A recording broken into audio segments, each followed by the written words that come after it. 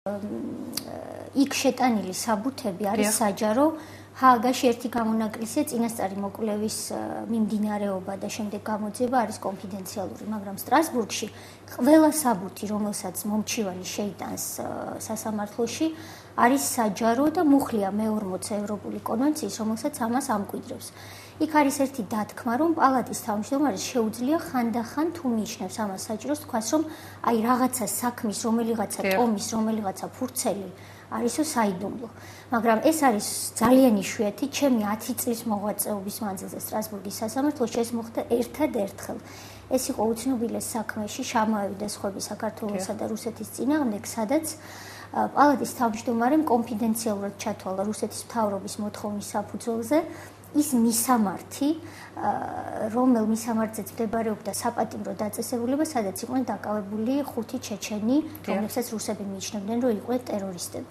და რუსეთის მთავრობა ამბობდა, რომ ჩვენთვისო ამ მისამართის გასაიდუმლოება ემსახურება იმას, რომ ამ საპატიმრო დაწესებულებაზე ვთქვათ ჩეჩნების დაჯგუფებამ არ მიიტანოს იერიში. ეს გაზიარებული იქნა მაშინ სტრასბურგის საშიშროებას ეხებოდა. საშიშროებას. ეს უნდა იყოს დასაბუთებული, ამიტომ ვამბობ, რომ საქმე უნდა ეხებოდეს კონკრეტულ შემთხვევას და აკრძალვა ან შეზღუდვა უნდა იყოს დასაბუთებული და ლიმიტირებული. არ შეიძლება ეს იყოს ზოგადი ხასიათის და თან დაუსაბუთებელი, როგორც ეს განმარტებით ბარათში. ხებოდანთე, როდესაც ირღვევა რაიმე კონკრეტული კონვენცია, როგორც ირღვევა ამ შემთხვევაში, როგორც თქვენ ბრძანებთ, სხვა სანქციები არ ეკისრება ამ შემთხვევაში სახელმწიფოს, რომელიც კონვენციას არღვევს? კონვენციის დარღვევა, როდესაც დგინდება, შემდეგ ეს გადაწყვეტილება გადაეცემა ევროსაბჭოს მინისტრთა კომიტეტს.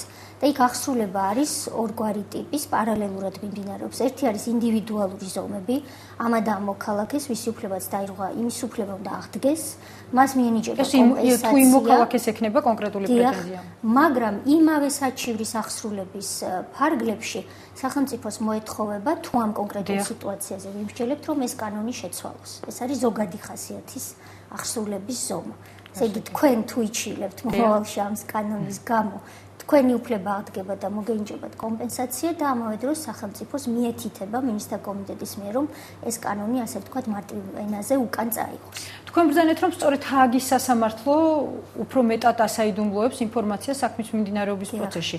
ეს ხომ არ ადასტურებს ეჭვს იმის შესახებ, რომ სწორედ ჰააგის საქმეა დღეს ინტერესის სფერო ხელისუფლებისთვის? ამ ეჭვს კიდევ უფრო ამაგრებს, რა თქმა უნდა, ეს იქ, იცით რა, სტრასბურგის და ჰააგის ეს სისხლის სამართლის სასამართლო დიამეტრალურად განსხვავდებიან ერთმანეთისგან.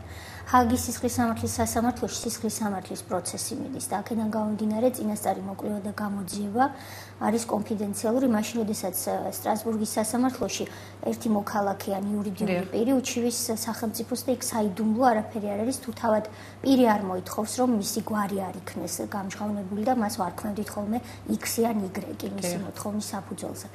მაგრამ მართლაც მე მიმაჩნია, რომ ეჭვი არსებობს იმის შესახებ, რომ რაღაცა ხელისუფლება შეიძლება ჰქონდეს ჭყალებში მარტივენაზე, რომ ვთქვათ, დასამალი იმ დანაშაულებთან დაკავშირებით, რომლებითაც ინტერესდება დღეს ჰააგის სასამართლო და მას უბრალოდ არ სურს, რომ ჩვენმა საზოგადოებამ იქნებიან ეს დაინტერესებული მეცნიერები, მკვლევარები, ჟურნალისტები თუ თუნდაც ოპოზიცია უხერხული შეკითხვები დაუსვან მათ.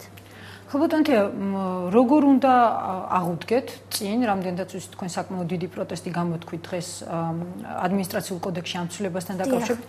როგორ შეიძლება რომ ასე ვთქვათ ჭყალებში დაბლოკოთ კოდექსში მსგავსი ცვლილება? ჩვენს ხელთ კანონიერი რაც არსებობს ბერკეტები, ეს არის რომ გვყავს ერთადერთი, მაგრამ მაინც მნიშვნელოვანი პარლამენტარი გია ცაგარეიშვილი, რომლის მეშვეობითაც ის რასაც მე ახლა აქ მოგახსენებთ და დღეს პრესკონფერენციაზეც ითქვა, ჩამოყალიბებული იქნება უკვე სტრასბურგის ენაზე და გაკეთდება შენიშვნები, დღიანი ვადა აქვს ბატონ პარლამენტარს ამისთვის მიცემული. და შემდეგ უკვე შევხედავთ რა იქნება ხელისუფლების გონივრული რეაქცია. მე კიდევ მაქვს იმედი, რომ ისინი გონივრული რეაქციის უნარი მათ შერჩათ და თუ არა, მაშინ შევისწავლეთ შესაძლებლობას, რამდენად უპრიანია რომ მოხდეს ამ კანონის, როდესაც კანონ პროექტი კანონად იქცევა.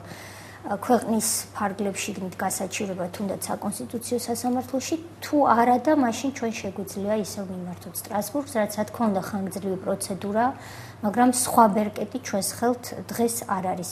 ჩვენ როგორც ასე ვთქვათ ქვეყნის ინტერესებში მოღვაწე ერთ-ერთი პოლიტიკური ძალა ჩავთვალეთ რომ დღეს სანამ კანონი არ არის და კანონ პროექტია მივუწითოთ ხელისუფლებას რომ აზრი შეიცვალოს. ეს არის ოპოზიციის პირველი დანიშნულება. ესე იგი ჩვენ კონსტიტუციის დარღვევასთანაც გვაქვს საქმე?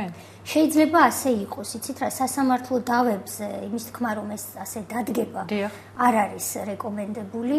ჩვენ შევისწავლით ამ შესაძლებლობას, თუ კი მართლაც ეს კანონპროექტი იქცა კანონით და თუ შევხედეთ რომ ამას არ აქვს არავითარი აზრი საკონსტიტუციო სასამართლოში, მაშინ შეიძლება ვთქვათ მოვითხოვოთ რაღაც ინფორმაციაც კიდეც რომელიმე დავაზე გვეტყვიან უარს გავასაჩივროთ ეს უარი ალბათ იუსტიციის სამინისტრო იქნება ეს პირველ სააპელაციო საკასაციო ინსტანციებში და შემდეგ ვიჩივლოთ სტრასბურგში, რადგან მოგეხსენებათ ჩემსავით კარგად რომ სტრასბურგში ვერ იჩივლებთ თუ არა მოწურე შიდა გასაჩივრების გზები. დიდი მადლობა ქალბატონო. არაფრის მადლობა თქვენ. ჩვენი სტუმარი იყო თეა წულუკიანი, დღეს ამით გემშვიდობებით, ხვალაც საძე ისევ შევხვდებით ერთმანეთს ნახვამდის.